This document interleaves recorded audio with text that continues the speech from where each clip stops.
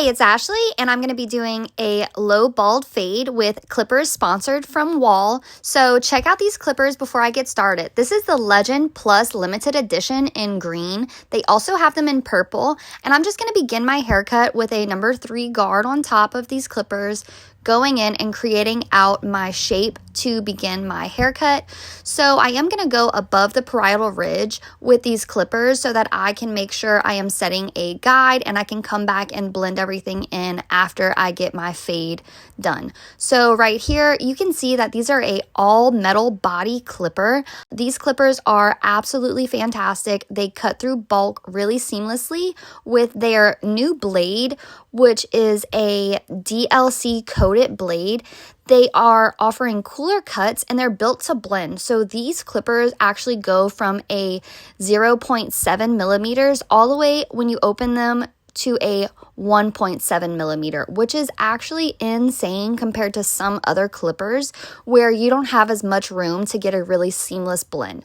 So with these clippers, I don't have to work as hard when I'm blending my haircuts in because the blade is going to do most of the work for me. Once I completed my guide outline, I'm going to go in with my blade with no guard, and this is going to be a 0. This is going to help me go in and create my first guideline to continue blending. Whenever I fade, I really like to go from a 0 to a half to your 1 to your 1.5 to your 2, and then we'll meet back up at our number 3 guard that we set our guideline out for. So if I'm having a lot of hair to debulk, I like to debulk with that bigger blade for my guard, and then I go back in with my 0. And so I'm just going to create this line in the hair, and you can see that I'm lightly coming in and tapping at that line I'm creating in his hairline so that whenever I go back in, I can just seamlessly fade everything back together. But you can just see how great these clippers take this hair, and there's no snagging, no interruptions. The blade's not getting hot, so I don't have to worry about taking my guards off to go back in and fix anything because the blade is always kind of cool to touch. Really enjoy that about these clippers. They have a soft line fading for a seamless blend. I really like that you don't have to work as hard to blend your fades in, and you don't have to go back and forth between a lot of guards, because when you create your lines and you go back into fade, having a longer blade is going to help you in between those fades, so you don't need your guards as much to work out your lines for you. So I'm just going to create that guideline all the way towards the back of the head, and I'm leaving a dip in the back so that we can make sure we have more area of hair and thicker hair in the back. You want to create this shape, and it is a low bald fade, so you don't want to bring this all the way up and cut the back of his hair off. You still want to have some room to fade your cowlicks in and everything else. So you can see I just opened up these clippers and I'm going in and just tapping right above where I set my 0 guideline at. This is about half opened, so I like to kind of inch my clippers open, which I love WAHL for making these clippers have such a long guard, because now that I've went in the middle of the half, I can go in fully and it's just going to blend beautifully. Like, there's no lines left. I don't feel like I have to go back in and kind of tinker with my haircut. These fades with these clippers are just made to flex.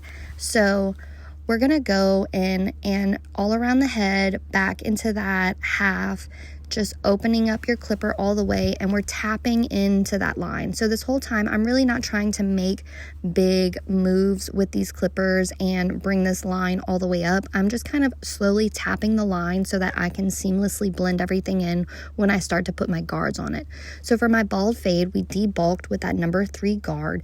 Really easy and seamless with these new Legend Plus clippers, limited edition in green. And now I'm going in from a 0 all the way. We're going to go back into our 3. So I'm just taking a half guard now, which they come with a half guard and a 1.5 guard to make your fades even more seamless with these clippers. If you are a barber and you are struggling with your fading, you should really look into getting a half guard or a 1.5 guard to kind of bridge the gap between that half on your clippers and your number 1 guard, and then again your number 1 halved open to your 1.5 guard. It just kind of bridges in between that 1 and 2.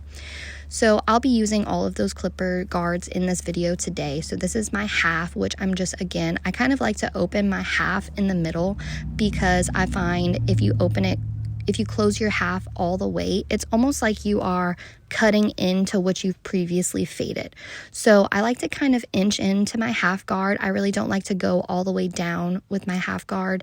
So once I have my half guard blended in, I'm going in with that number 1 guard. And again, I'm just slowly kind of tapping my line up. I'm really not trying to make large moves with the clippers, because then I'm going to take away all of the dimension and the shape of this haircut.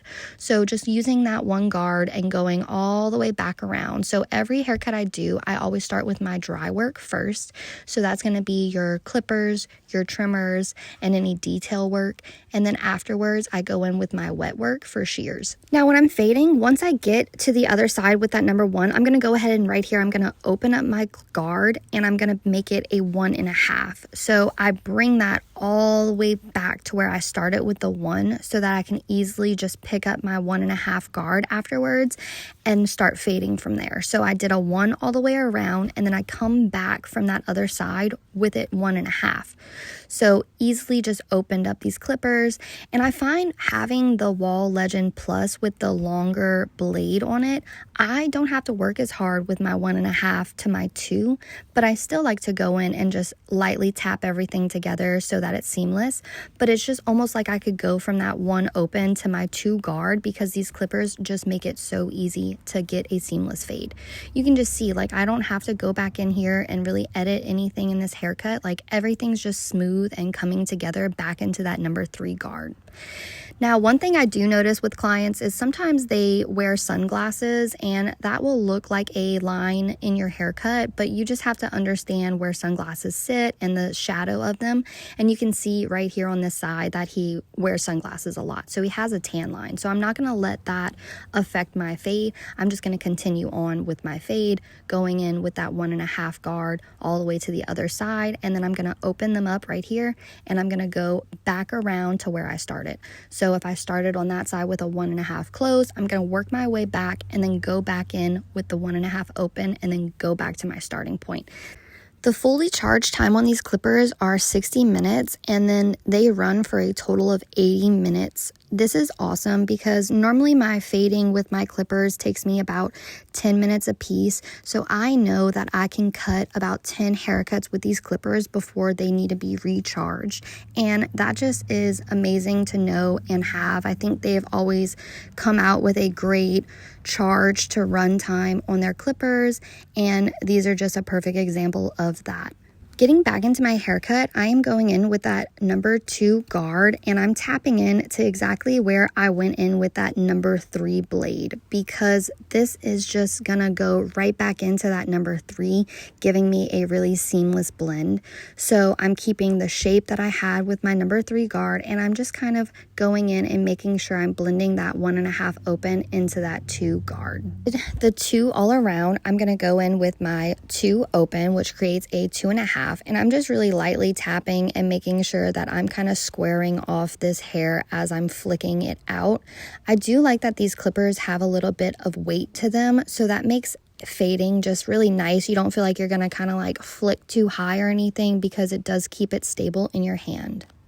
And then, like I said, once I finish with all of my clipper work, I'm going in with my trimmers, and I am just going to create that C shape and clean up the hairline, making sure that I'm leaving everything pretty natural. I don't want to overly cut into my client's hairline, because the grow out doesn't turn out as well whenever they wait in between haircuts. So I really like to follow the natural hairline, making sure that I'm using the corner of my trimmers and going around the ears, and then just tapering up those sideburns from that 0 into my trimmers and just lining up the edges of the haircut. Again, I'm following every natural state of hair. So I am not overly cutting into my client's hairline. I am following their natural growth. Sometimes clients don't have the cleanest, naturalist growth, and you do have to cut into their hairline. But for the most part, I really like to make sure that I am leaving the client in their most natural state. Once I have all of my dry work complete, I'm going to go ahead and start blending my sides in with my shear over comb. So I am sectioning out this hair and making sure I'm leaving out the bangs all the way back to the cowlick, and I start blending shear over comb, and I am lifting up at a 45-degree angle, and I'm making sure I'm leaving some more length towards the back of the head. So I am working on a few angles at the same time, making sure that we are blending the shortest to longest together, and then I slowly kind of fade up. I'm using my comb as a guide, and then the hair underneath is going to be the shortest hair, which is my number 2.5 guard that I left as a guide. So I'm using that, and I'm just blending everything to that and kind of debulking some of this hair to make sure that it all lays really nice and flat and blends into the hairline. The reason I left out the part of his bangs is because I don't want to cut the bangs first, and these sides blended aren't going to be determining the length of my bangs. My bangs are going to determine the length of everything else on top. So after I have both sides blended, I'm going to go into the back of the hair, and I am using my hands, and I am going to make an angle with the shortest hair at the bottom, and then I'm kind of pulling up at a 45 to give it a little more length and flow, and making sure I'm not going too short to cut into that cowlick. So before I even started cutting his hair, I could already tell that his cowlick up here was kind of popping, so I'm trying to leave as much length naturally on it where it already sits. So you can see I am not going into that cowlick, I am just cutting everything to blend from the bottom back in to the top of that cowlick. So I'm just grabbing the hair using my guide, which was a 2.5 guard, and then blending up at a 45-degree angle with my shear over comb. And then once I have that done, I'm going to go in and just kind of cross check with my comb, and I'm kind of pulling out horizontally of the direction I cut previous, and just snipping any corners that I see, making sure that everything's really nice and blended in. Once I have my sides and my back all blended in for my haircut from that number 2.5 guard with my clippers, I'm going to go ahead and create my guideline for my bangs. So I am cutting the bangs to a straight line, and then I am going to create a mohawk guide.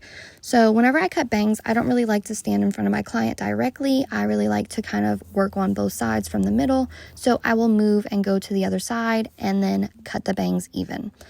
I grab my mohawk section, and my bangs are my guide, so I am cutting everything on top to the length of the bangs and then following that guide throughout the back. Once again, we had that cowlick in the back, so I really don't want to take too much off of this section, and you can see I'm going to just lightly point cut into that cowlick so that everything really seamlessly blends in together. After having that, I'm going to pull the hair up and go into horizontal sections and start blending from my mohawk guide. So I'm going to do both sides, left and right, just like this. I'm going to use my mohawk guide and then go in and I'm going to point cut everything to length.